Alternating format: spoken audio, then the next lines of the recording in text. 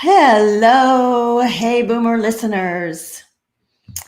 Let's see. So today is Martin Luther King Jr. Day, and it's a really important day to recognize a very visionary leader who led nonviolent demonstrations during the civil rights movement.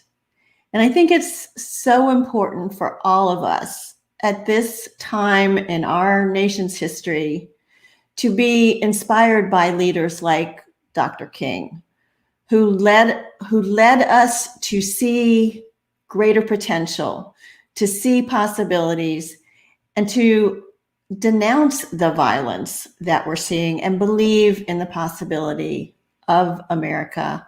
And it's my hope and prayer that January 20th, we do have a peaceful transition of power. So I just wanted to put that out there to start today. I also, as I was just talking to my guest, Faye, wanted to ask for help.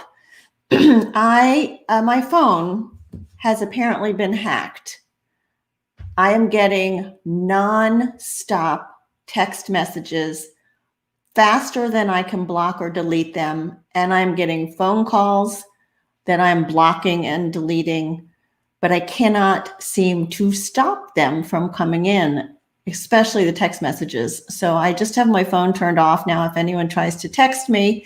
But if anyone has any idea of how to stop this barrage of text messages, please drop me an email. Let me remind you of my email address. It is wendy@heyboomer.biz.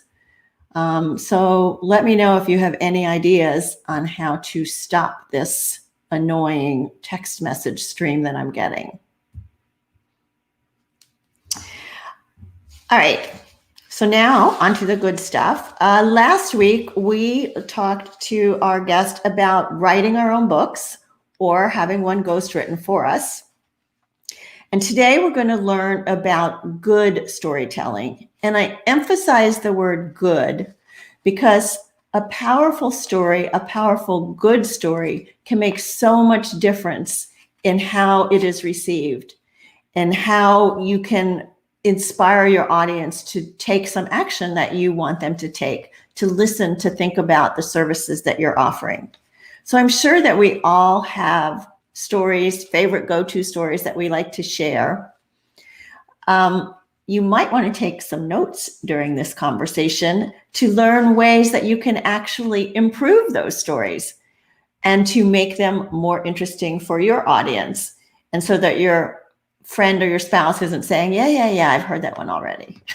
So pay attention to the messages that Faye is going to give us today. And you might even be interested in connecting with her later on to help improve a story for a presentation that you have. I also wanted to let you know, do y'all remember CJ Golden? She was my guest, and we talked about Taoism, aging, and caregiving. Well, CJ and I are going to co-host a podcast that will be starting live on Thursdays in the first week in February at 1:00. And the title of that is The Caregiver's Bakery. So I'll tell you more about that as we go along, as the weeks get closer, but it's basically to help have a conversation with caregivers about ways that you can care for yourself when everybody is telling you, take better care of yourself. And you're like, yeah, I don't know how to do that. So we will be talking about that on the Caregiver's Bakery.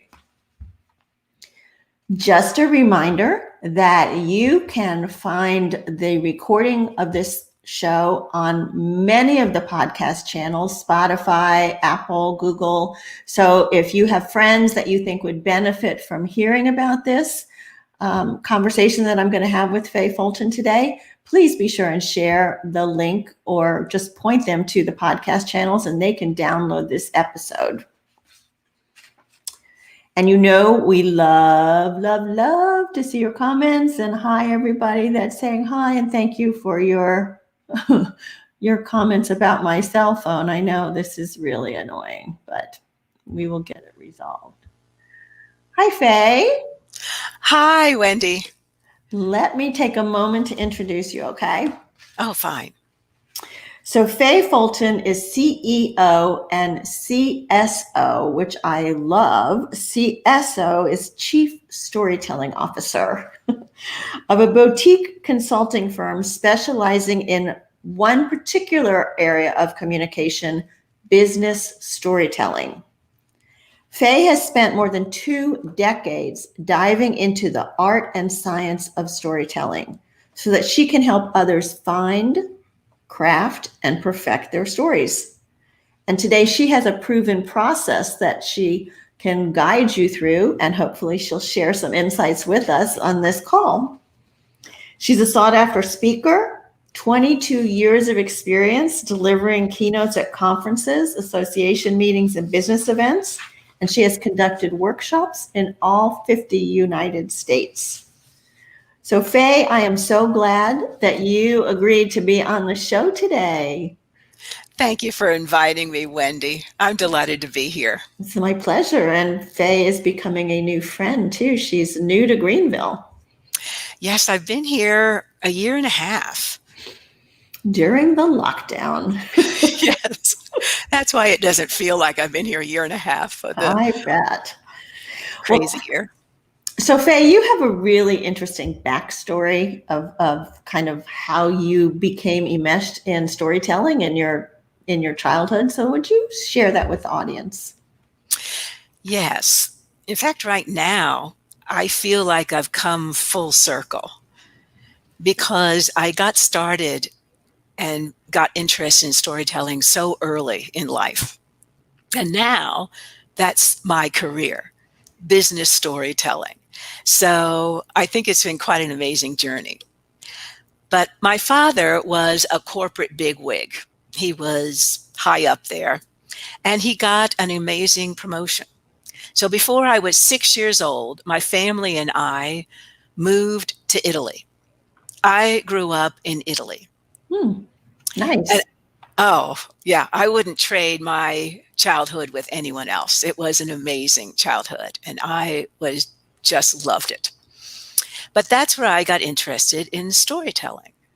Now, the Italy back then is not the same as Italy today. So back then, there were very few Americans who actually lived in Italy. And when we moved into our neighborhood, and if you've ever been to any major city in Europe, you know that most people live in high-rise apartment buildings. Well, we did too.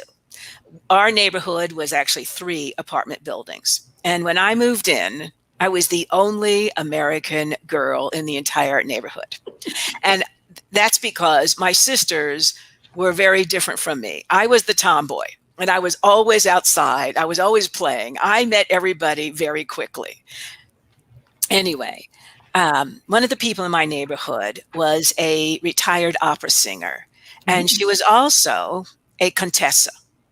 So when I met her, she was approaching 70 at a gallop. She had been retired for some time. But after she retired, she acquired the disease of agoraphobia, which is that disease that doesn't allow you to go out your front door. You stay inside your home. You're just afraid to go outside. So she never left her apartment, but she was often out on her balcony. And that's where we actually met. She had heard about this new American girl. She wanted to meet me, and she called me over one day. Well, after that, she just took me under her wing. She'd never have children of her own, and she treated me like I was her daughter. We had a very special, very close relationship. In fact, I don't know how I could have made it through my childhood without her. Wow. And what I'm saying is I just feel so fortunate because growing up, I actually had 2 families. I had my American family, and then my other family was just one person. It was the Italian Contessa. And she's the person who taught me all of my life story lessons. She's the person who taught me about life. Now, don't get me wrong. I love my parents, Of course. They're just very different type of people. And my parents were not giving me what I desperately needed. And here's what I mean by that. I don't want anyone to misunderstand. Love my parents. My father's still with us. But My parents were not touchy-feely people. They never talked about emotion. I can't remember my parents ever hugging me. Hmm. And I was always curious. I still am. I'm a very curious person. But even as a kid, when I asked a question, I really wanted to know the answer. But the answer I'd always get from my parents was, because I said so.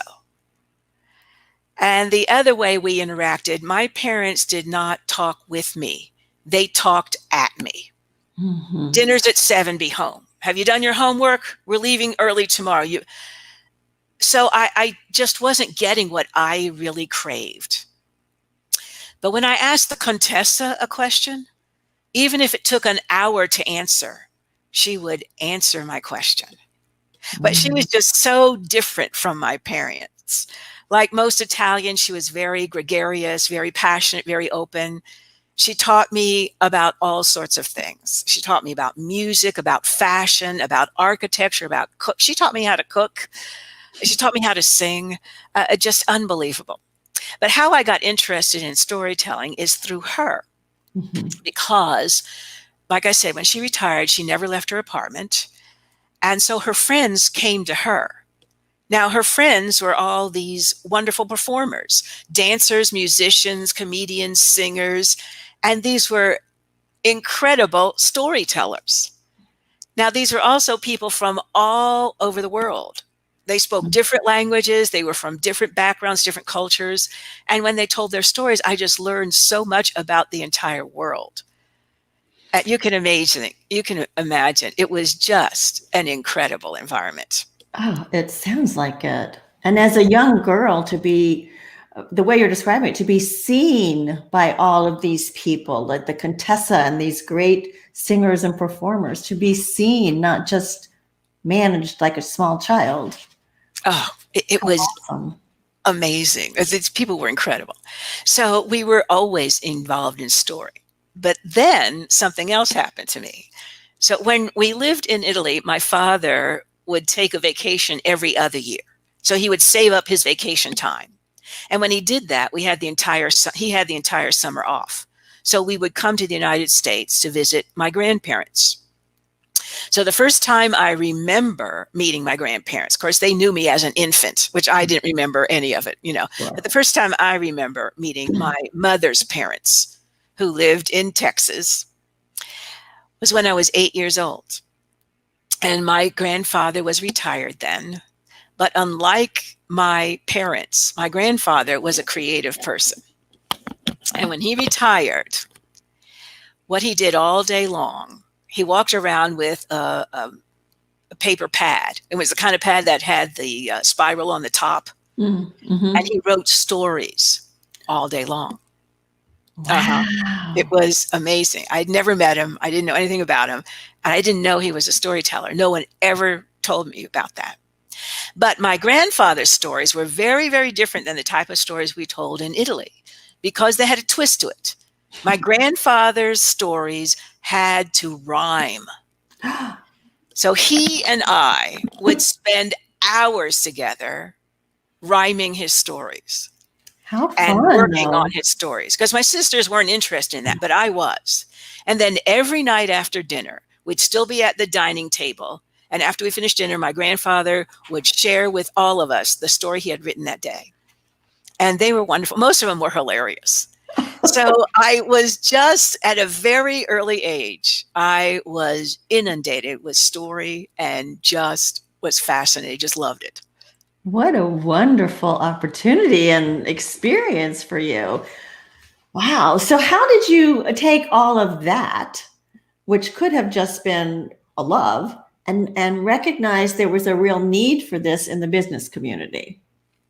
Well, I've been very fortunate with my career. My career has always been centered around communication. Okay. And as I shared with you, the only type of communication I speak about today is business storytelling, because I've niched it to this point. And so I've always been involved in story. I, as you said, I've conducted workshops in all 50 states. And my workshops are always for the corporate world, all day long workshops, but I would always incorporate stories into my workshops. So I've been dealing with stories for years and years. And now, today, it's very unfortunate. And what I mean by unfortunate is over the last 5 to 7 years, the words story and storytelling have become buzzwords in the business arena. And it's unfortunate because everyone seems to be talking about story, but there are very few people who actually understand what story is or use story correctly. So there is an incredible amount of confusion when it comes to story. And I understand that confusion because story is something we feel close to. When most people hear the word story, they flash back to their childhood. And most children were put to sleep by their parents reading them a story. So we feel like we're very, very close to story and we understand it. But I love what I do, and I love educating people about story because I always see the light bulb go off. When you get the information, things start to fall into place. But if I'm working with a client or if I'm giving a keynote speech, I might be in front of 500, 800 people, but we start talking about business storytelling and I'll throw out the question to everyone, give me a definition of story. And invariably, the definition I hear is story. Well, story has a beginning, a middle, and an end. That's exactly what went into my head. Well, yes, it does. But that doesn't give us any information about what a story actually is. And even a cockroach and Thanksgiving dinner has a beginning, a middle, and an end. So people are just very, very confused. They think they understand story until they try to write one. So what are some of the distinguishing features that make a mediocre story a really good story? Oh, that's going to be your skill set. Now, I want to be very clear for you and your listeners. There are many different types of stories, but the only type of story we're talking about now is business storytelling. Mm-hmm. And that's something you have to work with strategically. So a business story, when you share a story in the business arena, it's very, very different than telling a story for sheer entertainment purposes. So it's going to involve a great number of skills. So if you're a good writer, but you cannot tell your story well, Mm-hmm. it's going to backfire. You're going to need an awful lot of skills in the business arena. But storytelling, it is a communication tool. And one of the reasons people are so confused with stories and storytelling in business is because people are trying to use storytelling as a sales tool. Mm-hmm. And it's not a sales tool. It's a communication tool. Mm-hmm. And business today, it's not about closing a sale. It's about opening a relationship. And that's one of the powerful reasons you want to be working with story today, to form connection with your clients, your customers, people on your team, the people you work with, to form connections and to start building relationships. So understanding how to work with story is key. But as you know, story is still a buzzword. And I am absolutely amazed at what people today are calling story. They don't have anything coming close to being a story. They're simply calling it story. Well, this adds to all sorts of confusion. So I'm a little confused here because you said, well, if you're a good writer, but you don't want to speak it, then you're at a big disadvantage, that we don't understand what goes into making a compelling business story that will build those relationships, open those doors. So can you help us? Can you give me some clarity on that? Yes, I'll be happy to. What I'd like to share are the 5 types of stories that professionals need to be working with today in business. Okay. So the first type of story is what I call the origin story. And the origin story is the origin of your business or your career. Why did you choose the industry or the field you work inside of? And these type of stories will help your clients, your investors, your customers understand whether or not you're worth dealing with. This is all about business. So that's the first type, the origin story. Now, the second type of story professionals need to be working with are what I call the beginning stories. And the beginning stories are stories about your childhood when you learned the life lessons that have made you the person you are today. So what kind of person are you? Are you an honest person? Are you someone who keeps their word? Are you someone who can be trusted? Well, people don't tend to believe you when you walk right up to them and say, I'm the most honest person God ever put on earth. Right. So instead of doing that, it will be much more beneficial for you to tell a story about the kind of person you are. Like maybe you could share a story. You and your brother were out playing baseball one night, and your brother hit a home run, and that baseball flew through your neighbor's window and cracked the window open. Well, everybody else on the baseball field scattered except you. You walked over to the neighbor's front door, knocked on the door and said, we're so sorry we broke your window. Can we have our baseball back? And I'll pay to replace your window. Right. This is the kind of story that tells you what kind of person you are. And again, it's all about business storytelling. And who do we do business with today? We do business with people we know, like, and trust. Exactly. So this is a really great reason to share a beginning story. And so the story you shared with us was like a beginning story, the story about the Contessa. Exactly. Exactly. It was. Now, the third type of business story to use today is what I call an inspiring story. And these are the type of stories that leaders will use to inspire their team. Because people today want to know that what they do has value, that they have purpose, and they want to know that they're a part of something bigger than themselves. So as leaders, we certainly need to get that message across. Do that with inspiring stories. The fourth type of story is called the value story.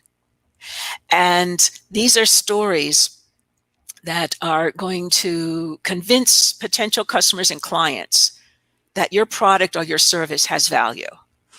Now, again, these are not stories where you're trying to sell them something. You're not going to tell a story about how fabulous your perfume is and where you get your ingredients. We only get them from Portugal, Spain. No, it's not about that at all. These are stories about your product and service and how that product or service has helped or improved someone's life. Okay. You're not trying to sell. You're trying to indicate value. Mm-hmm. All right, and the fifth one is what I call the customer story. Now, these are stories that you're not telling. These are stories your customer is telling about your product or your service. These are not testimonials.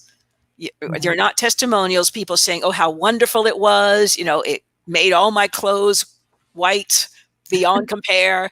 No, these are going to be stories about how your product or service helped that person or improve their life. So those are the 5 types of stories to be working with in business. So I would imagine that when a business leader contacts you with a goal in mind of why they want to tell their story, there's a lot of digging that you have to do with them to figure out which of these stories and how to best tell it. Absolutely, Wendy. You're dead on there. So would you share with us like some of your biggest successes with kind of getting to the meat of that? Well, let me back up a little bit because you are dead on with that. When I work one-on-one with my clients, there's a particular event or happening where they need to make a presentation. And usually their team says, you need to tell a story. And most people I start working with They don't understand story. They don't know about business story. And they usually start by saying, I don't have any stories. I don't have stories to tell. I'm not an interesting person. Nothing has happened to me. And of course, that's just ridiculous, because we all have stories. But again, I understand that to you, it doesn't seem like a story because it was your life. You lived through it. So it might not even register with you as something important to share. So yes, I go through exercises because we have to find an appropriate story. You're using stories strategically. There's a reason to tell the story. What kind of story? So it has to be appropriate. And of course, it has to be story worthy. There are plenty of stories that will just bore the socks off of everyone. Well, we're not going to be working with that kind of story. Right. So, but that's one of the first hurdles that I have to overcome with my clients. And another one is most of the CEOs, vice presidents I work with will say, I don't want to share a story. Story is nothing but fluff. I want to share my numbers, my statistics, how much money we made last year. And so I start to educate them. I love what I do. I love seeing the light bulbs go off. So the first thing I have to do is allow them to understand why they want to use story. So when they come to me, they say, look, I want to share all my numbers, my statistics. We beat our competition by this much. No. So the thing is, story is much more important than data. So I tell them, you do want to tell a story.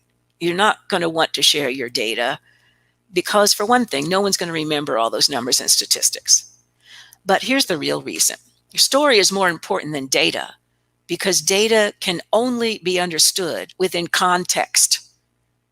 Your story is the context. If you don't share that with your listeners, no one is going to understand. But again, no one's going to remember those numbers and facts. Right. Isn't it Maya Angelou that said people won't remember what you said or whatever, but they'll remember how you made them feel? And yes, so the story will leave that impression, right? Well, that is Maya Angelou. She was just amazing.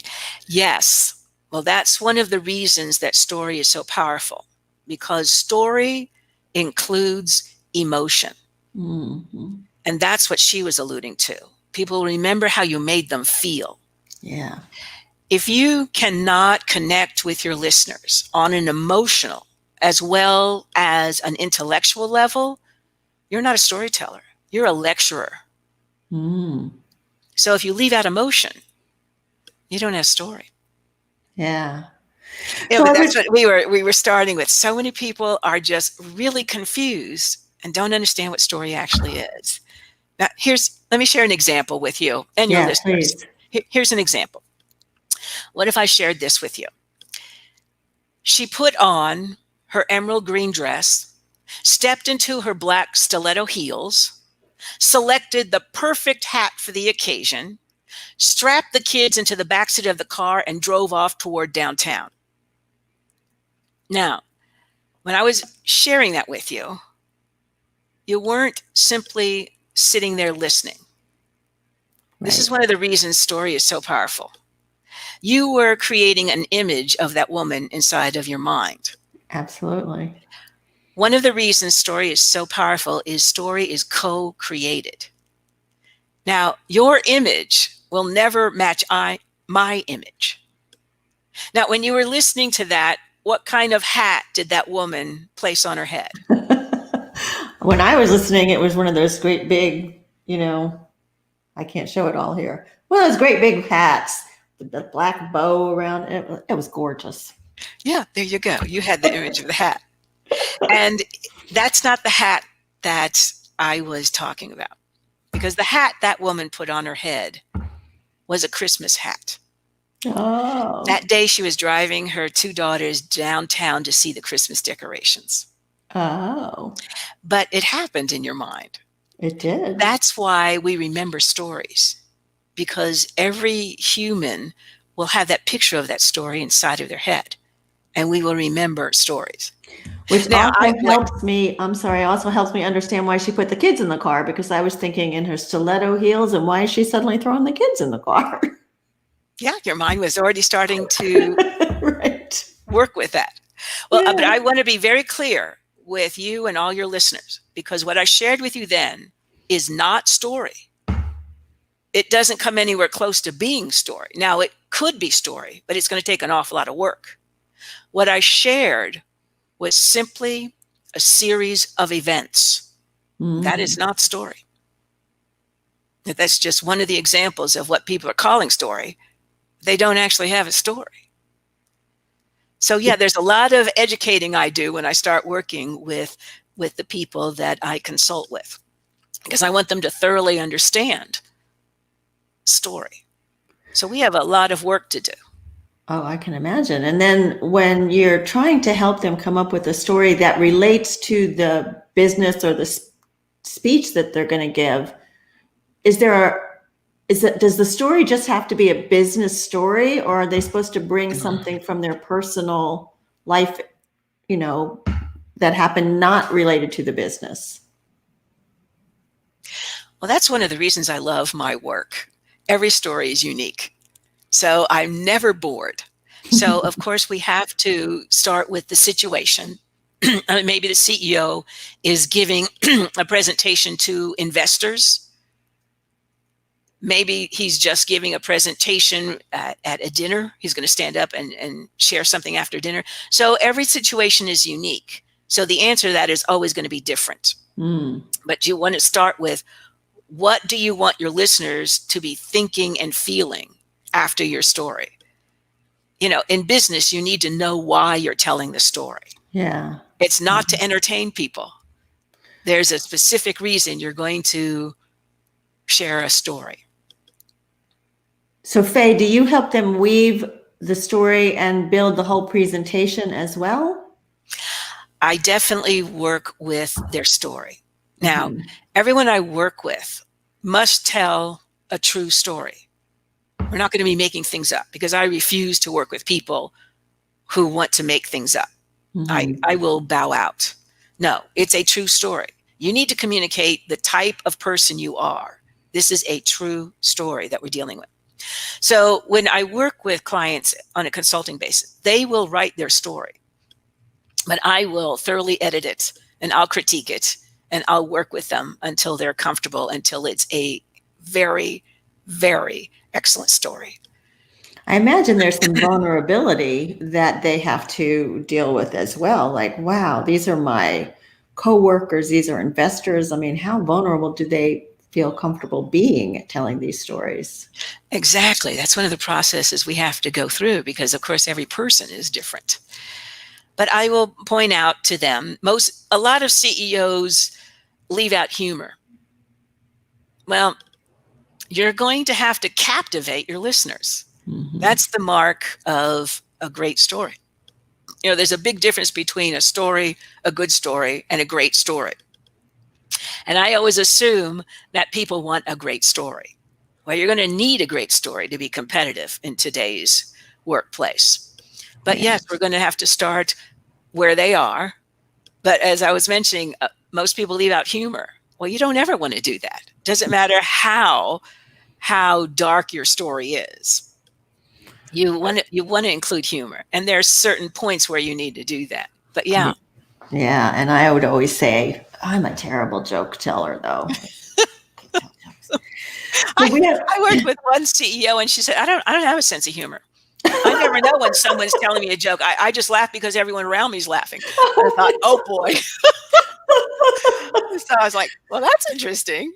Well, I get the joke usually, but I don't always remember the punchline. So that's always a problem. There's a question that's come in from Kathy, and she says, how can boomers share their life stories in more meaningful and compelling ways versus, oh yeah, you told me that same story 1,000 times? And how can we listen to their stories with a more open heart, open mind, and eagerness? Well, you're talking about a different type of story than business story, because that story is called a legacy story. And so we're going to work with legacy stories in different ways. And it's going to be a much longer story than a story that you would tell in the business arena too. And that, of course, comes with all sorts of other challenges to it.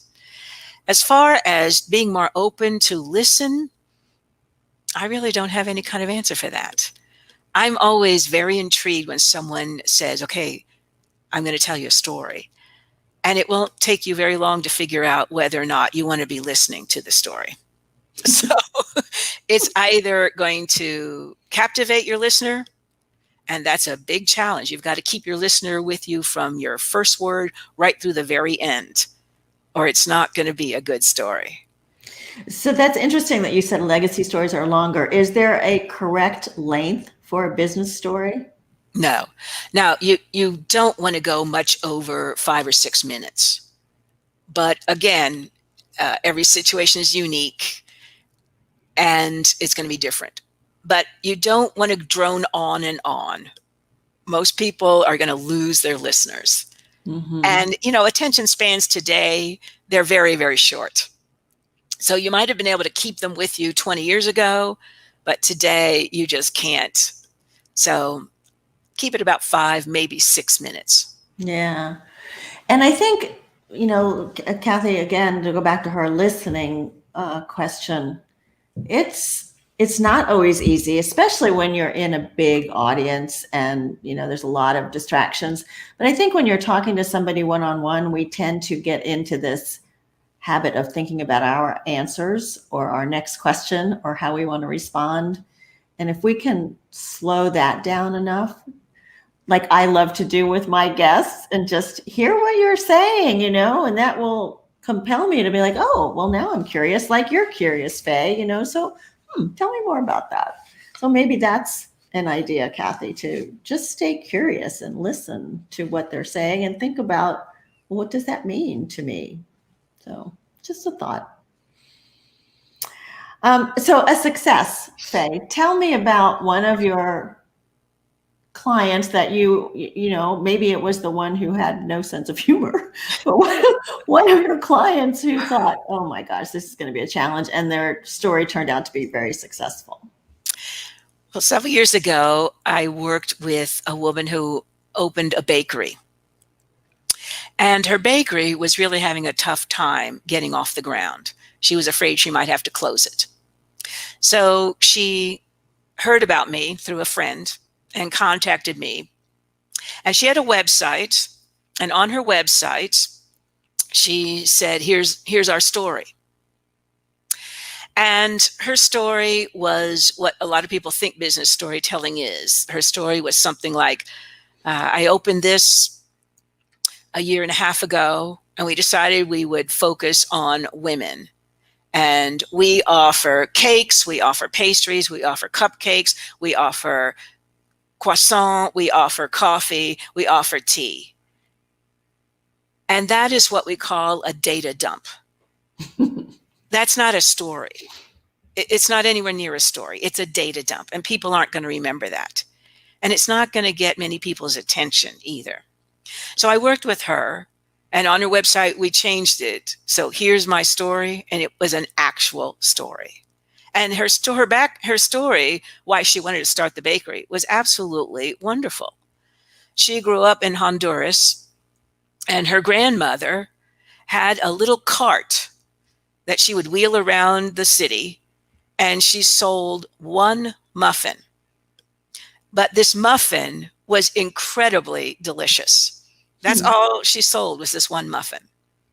And that was part of her story. That's why she wanted to go into baking. That's how she got interested. Her grandmother taught her how to bake. And that was her signature product. So after we finished writing her story, we had it up on their website. People would drive across city to come, and they'd ask for that muffin. She offered all sorts of things. Yeah. But that was an actual story. And they could feel her passion with that. Well, got people interested. They knew how her bakery was different from other bakeries. Mm-hmm. And it was a real success. Mm-hmm. And the last time I spoke with her, she was moving into a space 3 times the size of the original one she moved into when she opened. So it was a powerful, powerful thing. Yeah. Powerful stories. I mean, without being salesy. Right, because they could relate. They could, like your story about the hat, right? They could picture the grandmother with the cart and the bakery and the muffin. Well, it means something. Yeah. I mean, everyone knew how much that meant to the owner of the bakery. Yeah. Yeah. Yeah. So how long have you been like coaching people, counseling, consulting with people to tell stories? And how Well, do they find you? Let's do that. I've had my own business for 22 years. So I've been doing this for 22 years. And how people can find me, they can go to my website, which is simply fayefulton.com. Mm-hmm. And they can find me on LinkedIn, which Oh, again will be Faye Fulton, and I'll come up. And you can also follow me on Instagram. And on Instagram, it's at Faye Fulton _speaker. Now, something I'd like to share with your listeners is one of the skills storytellers need to be very strong in is vocabulary.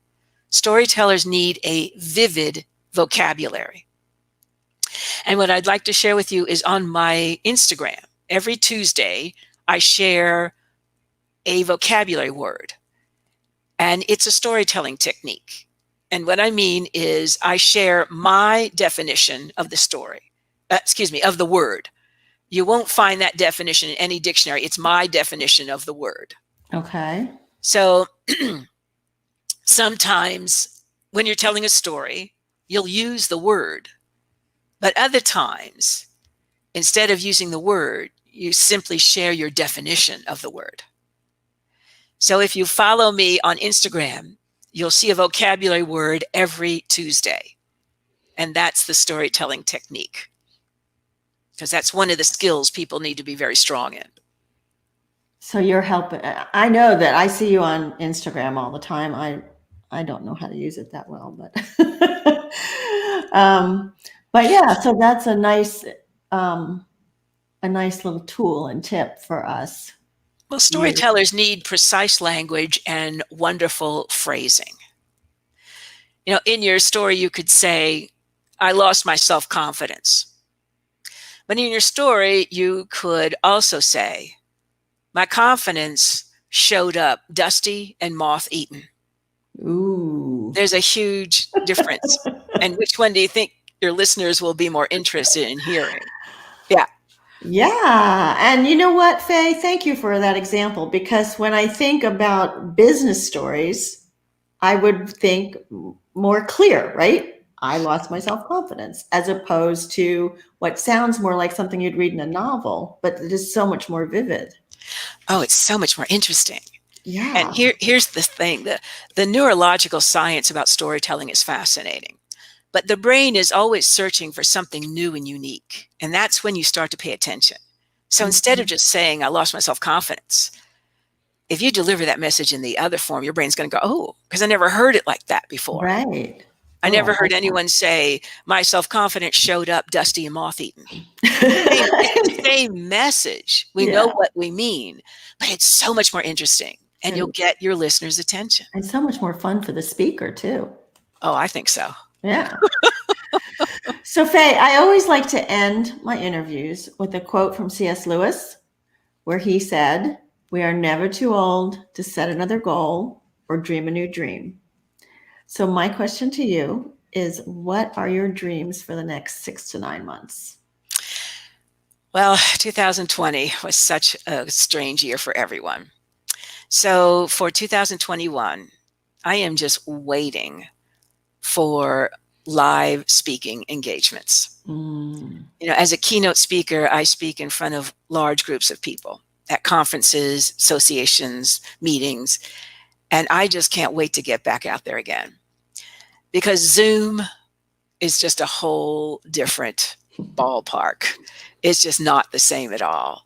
Yeah. So I am really hoping that sometime in 2021, we'll be able to start meeting and have live speaking engagements again. I hope so too. Thank you. Thank you for all of this, Faye. A lot of positive comments about what you shared and the inspiration that you left the audience with. So thank you for that. Well, thank you so much for having me on your show, Wendy. I'm just delighted to be here. Such a pleasure. So let me tell you about my guest for next week. She recently wrote a book called How Seniors Are Saving the World: Retirement Activists to the Rescue. And she herself is an awesome woman. Her name is Thelma Reese. And Thelma was born in 1933, and she has been active for a very long time. In so many ways, you're going to love her story. She was in the field of education and literacy for a very long time. She's written a couple of other books about senior men and senior women whose titles I don't remember right off the bat. But I think it's going to be an inspiring, fun, entertaining, and educational interview. So I hope you all will join me when Thelma is here next week. And thank you all for your wonderful comments and for joining us today. Let's meet again next week to share, to grow, to continue to build this community. And my name is Wendy Green, and this has been Hey Boomer.